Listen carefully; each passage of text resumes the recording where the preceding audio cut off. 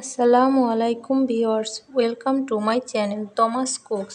আজ আমি আপনাদের সাথে শেয়ার করব সুস্বাদু ও লোভনীয় নারকেল দিয়ে বাং মাছের রেসিপি। অনেকে বাং মাছ বলে, অনেকে বাইম মাছও বলে থাকে। বাং মাছ রেসিপিতে সর্বপ্রথম উপকরণ হলো বাইম মাছ, যেটি আমি পরিষ্কার পরিচ্ছন্ন করে নিয়েছি।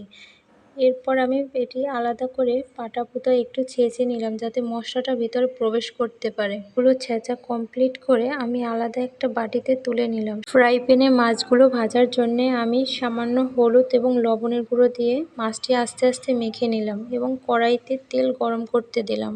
তেলটি গরম হলে আস্তে আস্তে আমি মাছগুলো সাবধানতার সহিত দিয়ে দেব এবং কিছুক্ষণ পর অপেক্ষা করে আমি মাছগুলো আবার উল্টে দেব, যাতে করে কোনো পাশে বেশি না লেগে যায়। আমার মাছ ভাজা প্রায় শেষ। এখন আমি আলাদা একটি বাটিতে মাছগুলো উঠিয়ে রাখবো এবং একই কড়াইতে আমি মাছগুলো আবার রান্না করব আস্তে আস্তে। আমি আমার মাছের পরিমাণ অনুযায়ী মশলাগুলো আলাদা করে নিয়েছি। নারকেল বাটা, পেঁয়াজ রসুন বাটা এবং আদা জিরা বাটা।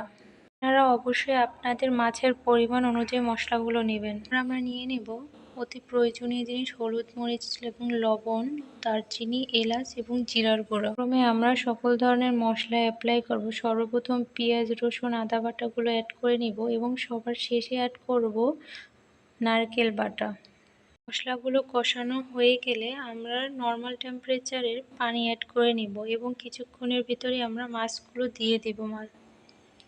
মাছগুলো দিয়ে দেওয়ার পর মাছগুলো আস্তে আস্তে একটু নেড়ে নেব, যাতে করে মাছগুলো ভেঙে না যায়। সুন্দর একটি ফ্লেভার আসছে, মনে চাচ্ছে এখনই খেয়ে ফেলি। মাছটা ভাজা ভাজা করব, মাছের ভাজাটাই আর কি বেশি পছন্দ।